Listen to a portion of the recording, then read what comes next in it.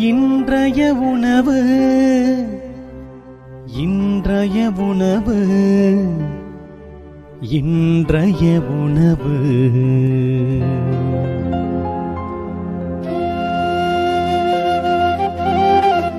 நற்செய்தி வழங்குபவர் தந்தை நிர்மல் ராஜ்.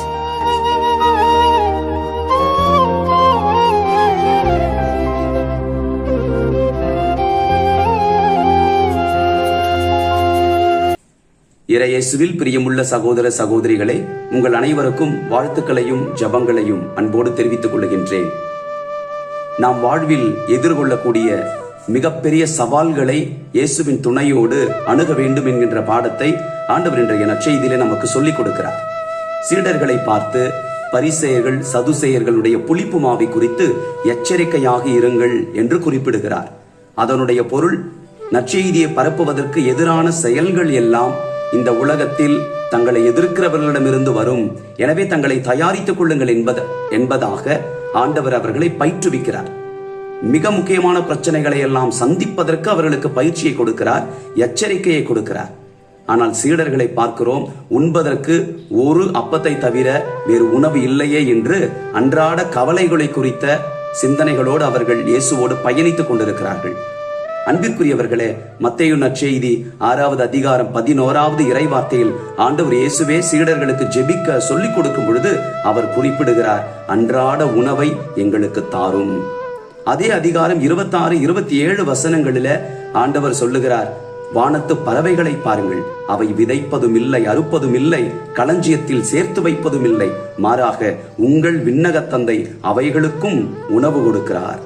அன்பானவர்களை, நம்முடைய வாழ்க்கையில கூட மிக முக்கியமாக நம்முடைய நற்செய்தியை பணியை பாதிக்கிற, நம்முடைய கிறிஸ்தவ வாழ்வை பாதிக்கின்ற பல எதிர்ப்புகளை எப்படி சமாளிப்பது என்பதை குறித்த கவலை நம்மிடத்தில் இருக்க வேண்டும்.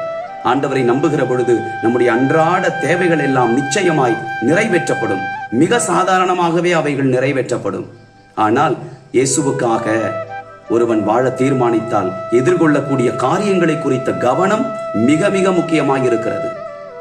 அன்றாட தேவைகளை அல்ல, மாறாக விண்ணகம் செல்வதற்கான, நாம் இந்த உலகத்தில் நற்செய்தியை பரப்பி இயேசுவை அடைவதற்கான எதிர்ப்புகள் என்ன, ஏளனங்கள் என்ன, பிரச்சனைகள் என்ன என்பதை ஒவ்வொரு நாளும் சிந்தித்து அவைகளை நாம் வென்றெடுக்க அருளை இந்த நாளில் நாம் கேட்டு மன்றாடுவோம். எங்கள் அன்பின் ஆண்டவரே, எங்களது அன்றாட தேவைகளை எல்லாம் நீர் நிறைவேற்ற வல்லவர். அனைத்திற்கும் மேலாக உம்முடைய இறை அரசை நாங்கள் இந்த உலகத்தில் வாழ்ந்திட, இறை அரசை அடுத்தவர்களையும் வாழும்படியாய் அழைத்திட, எங்கள் வாழ்க்கையிலே நாங்கள் உமக்காக சந்திக்கின்ற புளிப்பு மாவை போன்ற பிரச்சனைகளை எல்லாம் உம்மோடு இணைந்து நாங்கள் சந்தித்து ஜெயித்திட எங்களுக்கு அருள் தருவீராக, மன உறுதியை கொடுப்பீராக. இயேசுவின் நாமத்தில் ஜெபிக்கின்றோம் தந்தையே, ஆமென்.